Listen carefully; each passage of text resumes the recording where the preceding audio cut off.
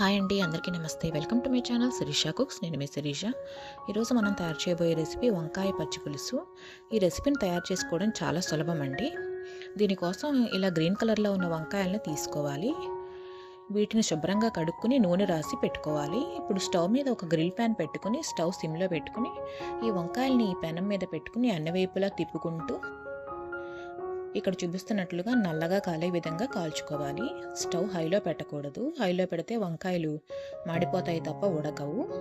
అందువల్ల సిమ్లో పెట్టుకుని కాల్చుకోవాలి. ఇప్పుడు స్టవ్ ఆఫ్ చేసుకుని ఈ విధంగా కాలిన వంకాయలను ఒక ప్లేట్లోకి తీసుకుని ఒక చిన్న గిన్నెలోకి నీళ్లు తీసుకుని ఆ నీళ్ళలో చేతిని తడుపుకుంటూ ఈ వంకాయల మీద ఉండే పీలంతా తీసివేయాలి. ఇక్కడ చూపిస్తున్నట్లుగా ఇప్పుడు వంకాయల మీద ఉండే ముచ్చుకల్ని కూడా తీసివేయాలి.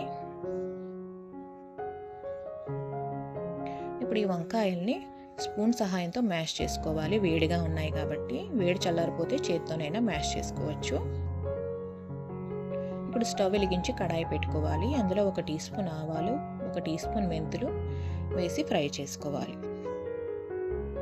ఈ ఆవాలు మెంతులు 1 నిమిషం పాటు ఫ్రై అయిన తర్వాత 2 ఎండుమిరపకాయలని ముక్కలు చేసి వేసుకోవాలి. అలాగే 1 టీ స్పూన్ ఇంగు వేసుకోవాలి.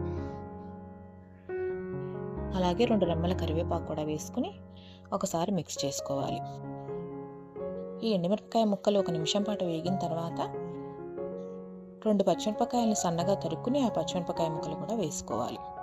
అలాగే 1 ఉల్లిపాయని ఇక్కడ చూపిస్తున్నట్లుగా సన్నగా చిన్నగా తరుక్కుని ఆ ఉల్లిపాయను కూడా వేసి మిక్స్ చేసుకోవాలి. ఇప్పుడు రుచికి తగినంత ఉప్పు వేసుకోవాలి.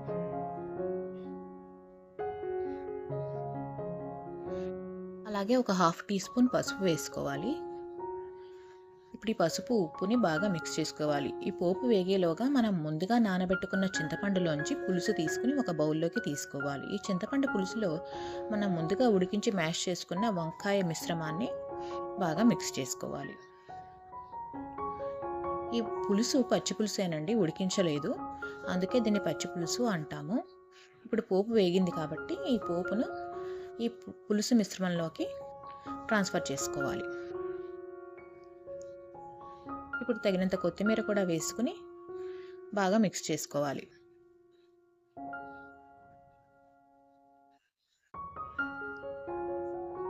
ఇప్పుడు 1 టేబుల్ స్పూన్ బెల్లం వేసుకుని ఈ బెల్లాన్ని కూడా బాగా మిక్స్ చేసుకోవాలి. మీరు తీపి ఇష్టపడేవారైతే బెల్లం వేసుకోండి, లేదంటే స్కిప్ చేయండి.